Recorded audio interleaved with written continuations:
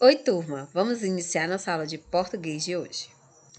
Então, hoje, aula do dia 2/6/2020, hoje continuaremos o estudo de escritor D14. Falaremos sobre a questão exemplo que eu comentei na aula passada. Então, iremos analisar a questão exemplo para tirar todas as dúvidas do escritor D14. Ontem, conversei um pouco sobre o descritor D14, expliquei o que é o descritor D14 e hoje vamos ver na prática. Então, vamos iniciar nossa aula de português de hoje. Então, turma, o que é o descritor D14? Estabelecer relações entre partes de um texto, identificando repetições ou substituições que contribuem para a continuidade do texto.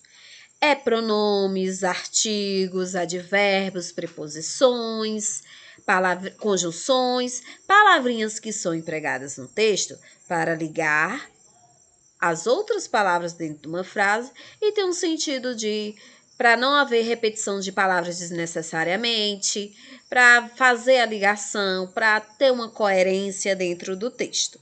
E é isso que o descritor D14 quer que vocês identifiquem isso. Então, vamos lá.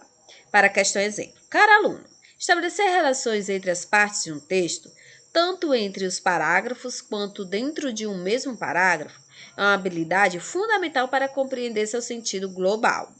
A coesão, que eu expliquei ontem, é a maneira pela qual relacionamos as partes de um texto, como se as estivéssemos costurando, de maneira que ele se torne uma unidade de sentido.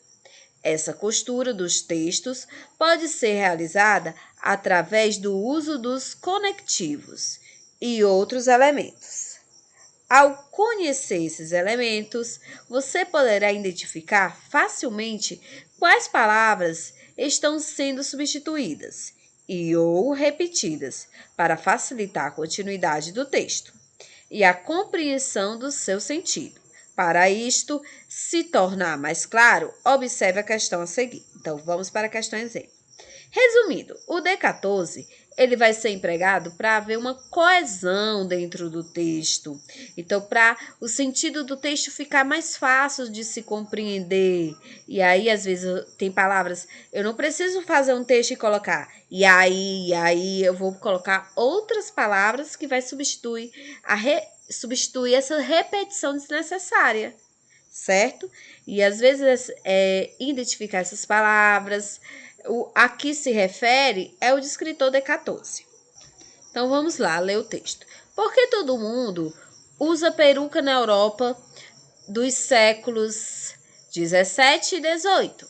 Não era todo mundo, apenas os aristocratas. A moda começou com Luís IV, em 1632 e 1715, rei da França. Durante seu governo, o monarca adotou a peruca pelo mesmo motivo que muita gente usa o acessório ainda hoje, esconder a calvície. O resto da nobreza gostou da ideia e o costume pegou. A peruca passou a indicar, então, as diferenças sociais entre as classes, tornando-se sinal de status e prestígio. Também era comum espalhar talco ou farinha de trigo sobre as cabeleiras falsas para imitar o cabelo branco dos idosos. Mas, por mais elegante que parecesse ao pessoal da época, a moda das perucas também era nojenta. Proliferava todo tipo de bichos, de baratas a camundongos, nesses cabelos postiços, afirma o estilista João Braga, professor de História da Moda das Faculdades Senac, em São Paulo. Em 1789, com a Revolução Francesa, veio a guilhotina, que extirpou a maioria das cabeças com perucas. símbolo de uma nobreza que se desejava exterminar.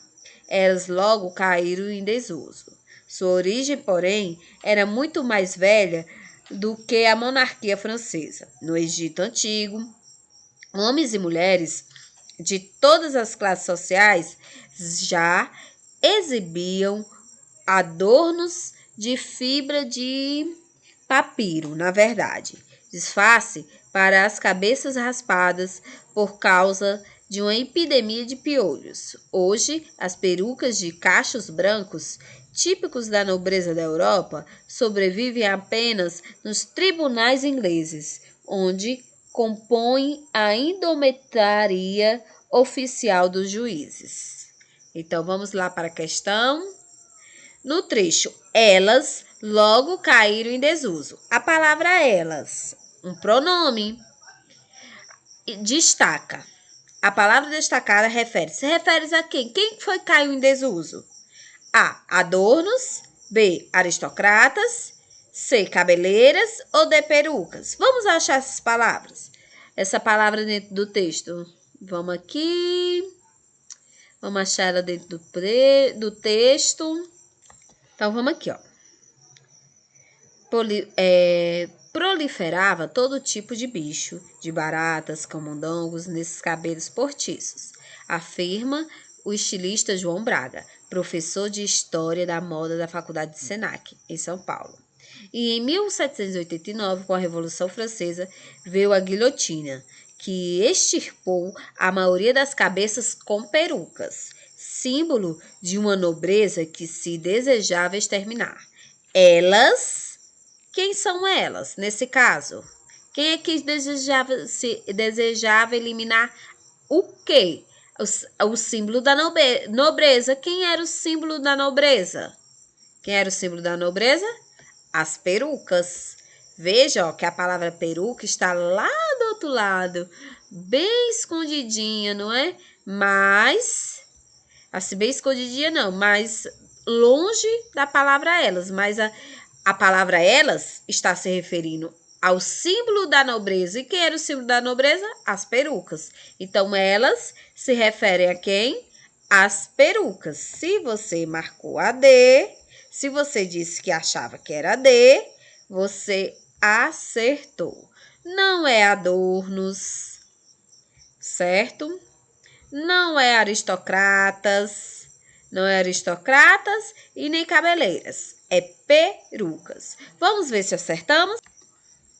Então, acertamos, era D mesmo. Vamos ver como chegamos aqui. Inicie essa atividade lendo o texto com atenção. A seguir, leia o comando da questão. Ela pede que você identifique a qual palavra o pronome ela se refere, ou seja, qual palavra ele retoma. Observe que o autor, para não repetir a palavra perucas diversas vezes, utiliza outras para substituí-la, sendo o pronome elas um exemplo. Leia então as palavras, você logo irá perceber que a alternativa correta é a D, que traz a palavra perucas. Nenhuma outra palavra apresentada nas outras alternativas é substituída pelo pronome elas, nesse contexto. Agora é sua vez. Resolva as questões a seguir e exercite a sua habilidade de estabelecer relações entre partes e um texto. Tá certo, turma? Então, a certa era a D mesmo. Agora, nós vamos para a questão 2. Irei passar a questãozinha 2 para vocês responderem essa questãozinha, certo? Vocês irão responder. Essa será a questãozinha de hoje. Hoje eu passo essa, a 2, e amanhã eu passo a 3, tá certo? E aí vocês fazem, tiram as fotos e anexe lá no Claxi Homes, tá certo? Para ficar a atividadezinha salva. Toda vida que for fazer agora, você anexa lá, tá bom?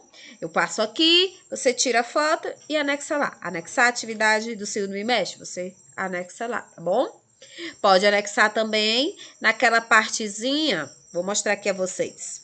Vocês podem anexar também nessa parte aqui, ó. Se não der certo nessa parte que você entra lá e tem anexar trabalhos do segundo bimestre, aí você clica no arquivo e anexa lá naquele arquivo, você pode vir para essa parte aqui, ó, que tem seus trabalhos. No celular, você puxa a partezinha assim para cima que vem. Aí você bota adicionar ou criar. Aí você vai adicionar a foto, certo?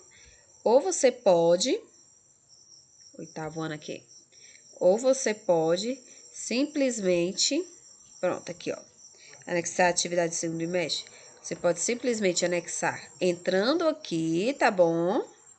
Entrando aqui, ou você faz daquela outra maneira que eu disse. Todas as duas formas eu aceito, tá bom, gente? Então, a atividade de hoje foi essa.